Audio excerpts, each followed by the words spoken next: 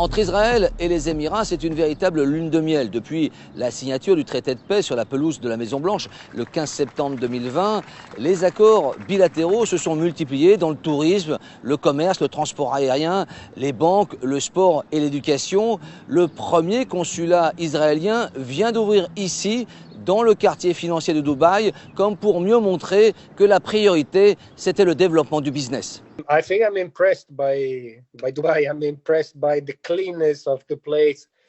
I'm impressed by the gentleness of the people. Everybody is very friendly to me. I'm received very warmly everywhere.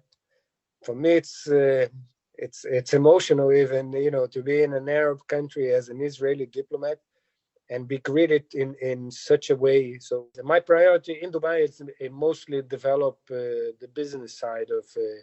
I will have a trade officer working with me. And also a little bit of political, because Dubai, as you know, has a lot of independence from the government in Abu Dhabi. It's all very fast. Disagreements came very fast, and not everything is ready.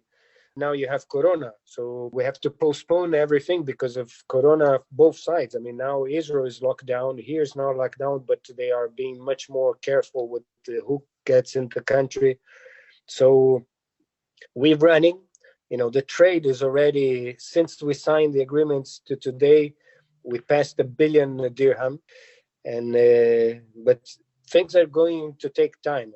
For instance, tourism. We had, since the beginning of the signing of the agreements, today we had over 80,000 Israelis coming here. Côté Émirats, on se frotte les mains et on espère beaucoup de ces nouveaux champs de coopération avec Israël, notamment dans le domaine des nouvelles technologies, de l'armement, de la sécurité. Les deux pays ont en commun la même obsession de l'Iran qu'ils considèrent comme une menace à la stabilité régionale. It's going very well on the bilateral level. You've seen some of the numbers. 130,000 Israelis visited the UAE in this very short span. You've seen also the trade numbers.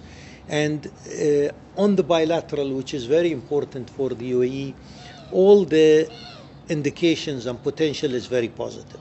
Whether it is cooperation with regards to technology, whether it is cooperation in business and investment, whether it is in health, agribusiness, etc. Israel has established an embassy here. We have a team that was going to Israel to establish an embassy. We have a candidate for ambassador that we are waiting for the Israeli agreement to come back to us.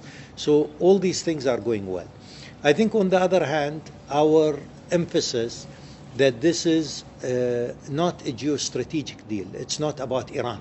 I think this message has been received and has been now clearer and clearer that the UAE is not seeking to change the geostrategic issues. It's not a new axis? It is not a new axis.